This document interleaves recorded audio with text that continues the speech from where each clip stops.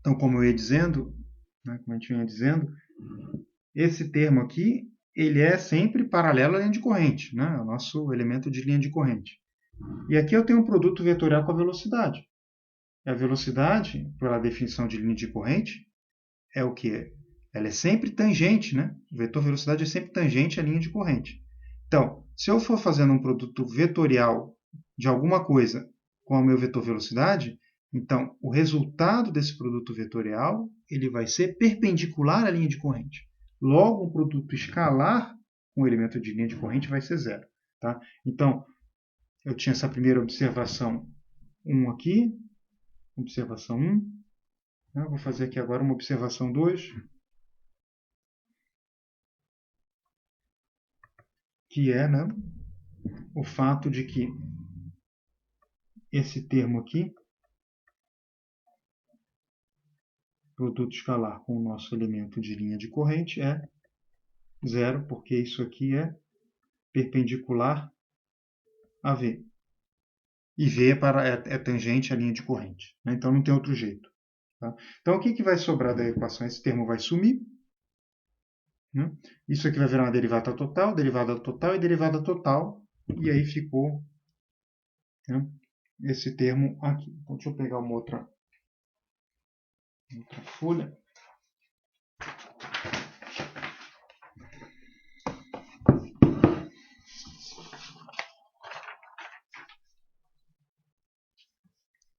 Então, a nossa equação ela vai ficar simplesmente assim. Ó. Vou ver se eu consigo pôr tudo na câmera, nem sempre é fácil. Né? dv dt ds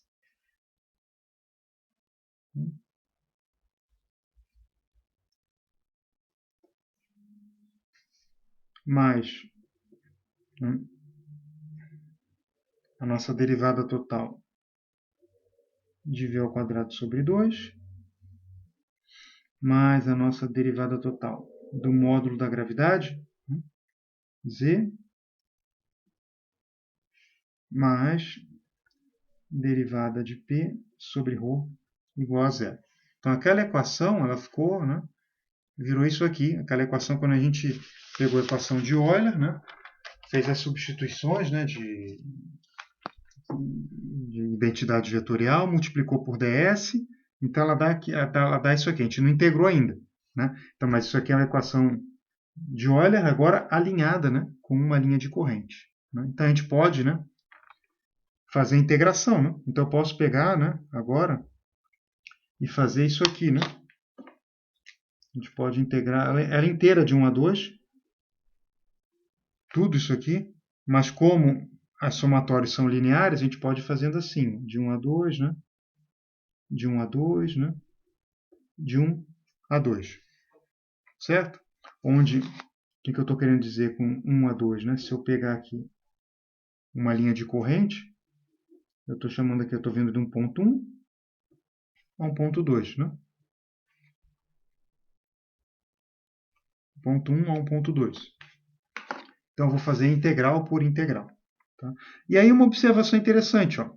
Se eu tiver em regime permanente, esse termo aqui desaparece. E a segunda coisa é que se eu tiver com escoamento incompressível, esse termo aqui é constante. O meu ρ é constante. Tá? Então, para escoamento incompressível e regime permanente, fica fácil integrar agora. Né? Porque esse termo aqui vai sumir, vai ficar esse e esse. Então, o que vai sobrar? Vai sobrar isso aqui, ó, integral de 1 a 2 de dv ao quadrado sobre 2, mais integral de 1 a 2. É tudo derivada total, é fácil, né? Só pegar os deltas. Né? Mais integral de 1 a 2 de dp sobre ρ igual a zero, onde esse cara aqui é constante. O ρ é constante. Né?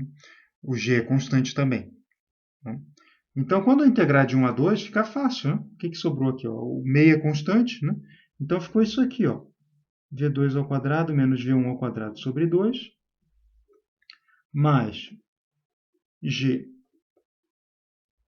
z2 menos z1, certo? E aqui, desculpa, aqui quando eu integrei, né, a equação diferencial era constante, né? Quando a gente integrou, isso aqui não necessariamente é zero, né? Eu esqueci de mudar. Ó. É uma constante, né? Pode ser zero, inclusive, né? Vai ficar isso aqui, mais, né? P2 menos P1 sobre ρ igual a constante. Né? Ou eu posso, né, sem perda de generalização, né, igual a zero. Então, posso por aqui, ó, sem perda de generalização. Não tem problema nenhum.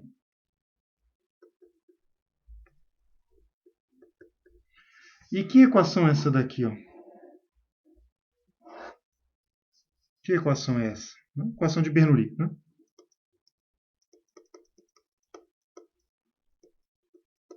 Então, a equação de Bernoulli vale para um escoamento sem atrito, né, onde eu sigo uma linha de corrente.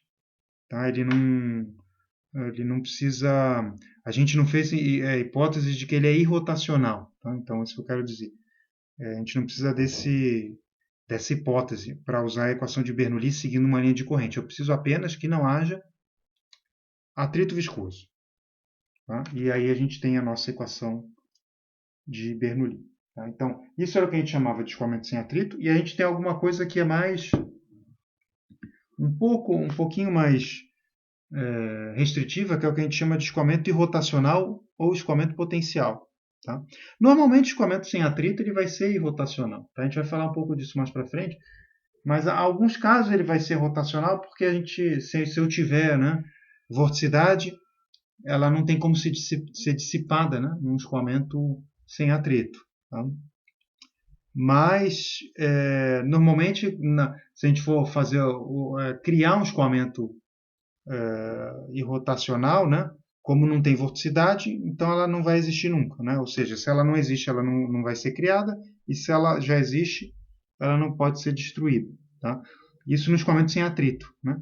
E o escoamento rotacional eu já ponho logo a condição de que ele não tem vorticidade, né? O que já é algo bem razoável, porque o escoamento não tem atrito. Tá? Então a gente vai ver agora o que a gente chama de escoamento. Vamos por aqui, escoamentos irrotacionais.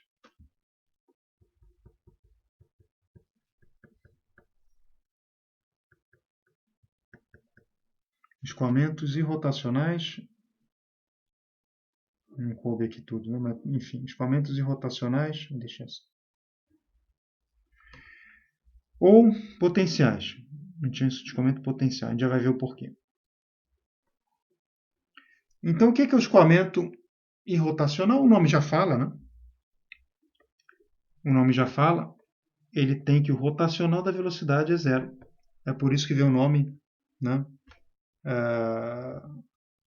Irrotacional, né? Então, o rotacional da velocidade, a gente chama isso de vorticidade. Ou seja, né? Ele tem vorticidade nula, o escoamento irrotacional. Né?